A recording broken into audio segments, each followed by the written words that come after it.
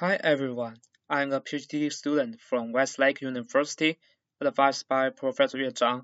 Shaidong Liang is from SUTD, while Xiaodan Zhu's affiliation is ECE, Queen's University. Today, I will introduce our COLING&SemEval Task 4, Common Sense Validation and Explanation. Here is the outline: task overview, task details, evaluation metrics, data construction, task participation, model architectures, and summary. We first start from common sense and NLP. It's widely acknowledged that common sense is very essential for NLP models to understand the world. However, today's NLP systems still lack of common sense, even the bridge models. So there is a still long journey to equip NLP models with common sense ability. As a result, it's very important to estimate the common sense ability of NLP models. To estimate common sense in NLP, we set common sense validation, which is to define whether a statement makes sense or not. For example, just like in these pictures, he put a turkey into the fridge makes sense, while he put an elephant in the fridge doesn't. He walked to the school makes sense, while he walked to the moon doesn't. We believe that it will be useful to have the most direct evaluation to estimate common sense in an NLP system. Most common sense reason tasks can also be transformed to this form. Besides, we suppose our research will raise more attention to common sense for the community. Then, to ensure that the validation is solved by understanding rather than by statistics, we set common sense explanation, which to select or generate the right reason to explain the choice on formal subtask validation. We want this work to reach the core of understanding rather than by spurious correlation of tokens. Next is a detail of three subtasks. Subtask A is common sense validation. The system needs to choose from two natural language statements of similar wording, the one that makes sense and the one doesn't. Subtask B is common sense explanation selection, which asks a system to select the key reasons from three options why a given statement does not make sense. Subtask C is common sense explanation generation. In the third subtask, a participating system needs to generate the reasons. Three referential reasons will be used to evaluate the answers. For subtasks A and B, since they are both multi-choice tasks, we use accuracy to measure the performance. For subtask C, since it's a generation-style task, we use BLUE for in MT literature to measure the generation quality to make the evaluation more robust. We also add human evaluation to evaluate a subset of the test set using the Amazon Mechanical Turk platform. Each generated reason is evaluated by three workers in a range of 0 to 3. Next is how we construct our dataset. The data construction is mainly performed on Amazon Mechanical Turk platform.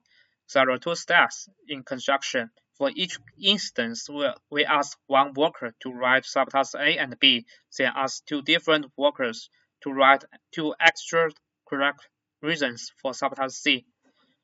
For each instance, we spend 25 cents at step 1 and 4 cents at step 2.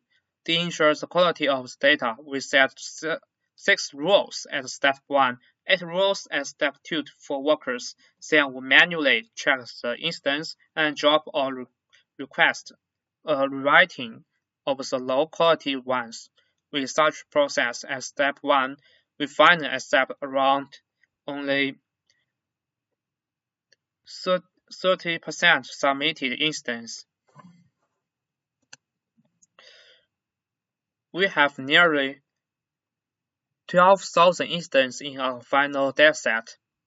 As a split, we have 10,000 instances for training, around 1,000 for dev, and 1000 for the test, respectively. Each instance consists of one correct statement, one incorrect statement, two confusing reasons, and three correct reference reasons. Our task was very popular and attracted many teams to participate. There were 39 valid submissions for subtask A, 27 valid submissions for subtask B, and 17 valid submissions for subtask C. We now show the results of these teams. Let's first look at the leaderboard of subtask A. The evaluation matrix is accuracy. We can see that the human upper bound is 99.1%, and most of the teams achieved a very high score, quite close to the human upper bound. The top team is CN, HIT, IT, and NLP, having an accuracy of 97%, only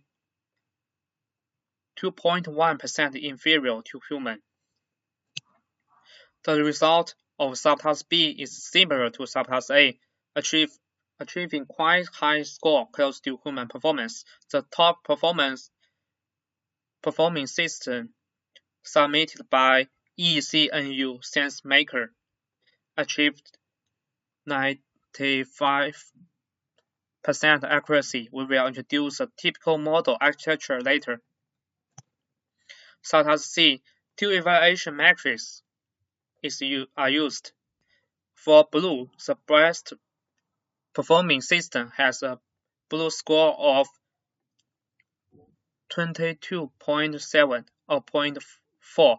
For comparison, the simple baseline of copy source has a blue score of 17. That makes blue score not a very reliable way to measure the performance of system. For the human evaluation, we use a subset of the test and ask workers on mTOOK to evaluate the quality of generated sentences. The upper bound of human-generated sentence is 2.58, and our best submission achieved 2.08, submitted by Team ANA, nearly half points lower than the human upper bound. Compare the two metrics, we can find that the correlation between two metrics not quite high. In the following works, we hope to find a better metrics to evaluate subtask C.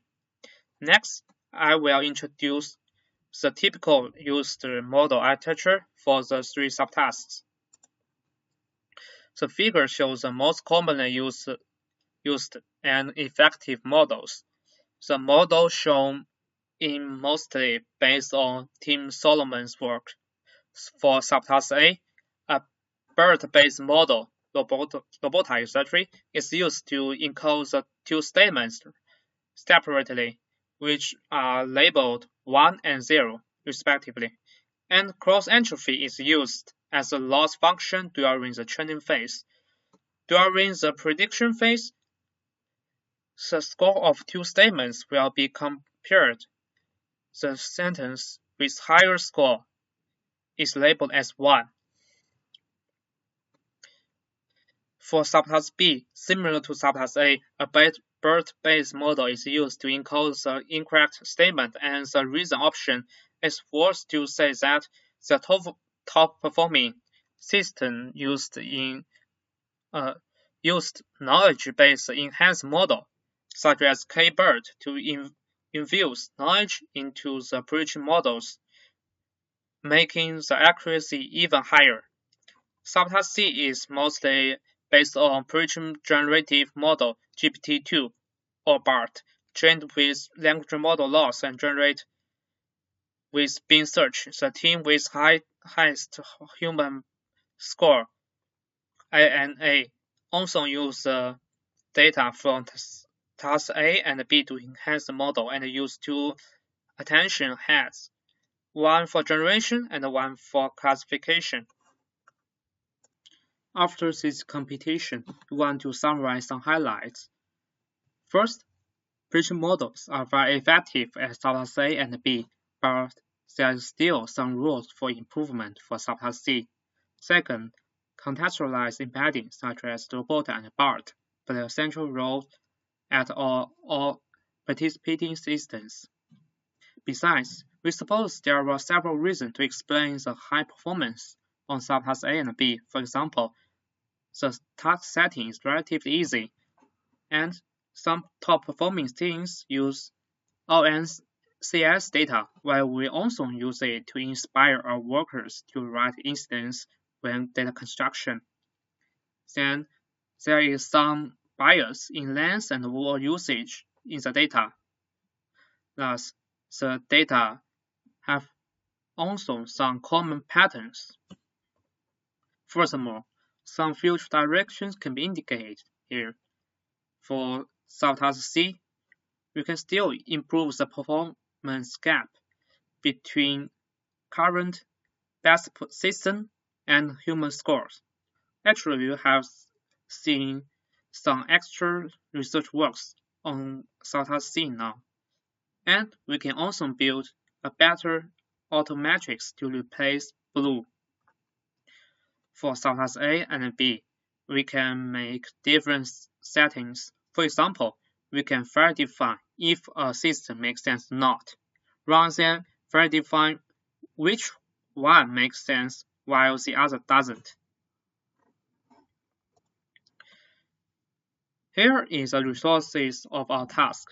The code lab is where the participants submit their results and get the scores, while the GitHub page is where we release the data. You can still find all data at the GitHub page and submit results to CoLab page. Last is references.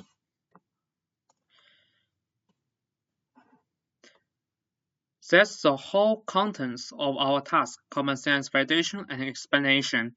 This project is sponsored by Professor Yue Zhang and Professor Xiaodan Zhu.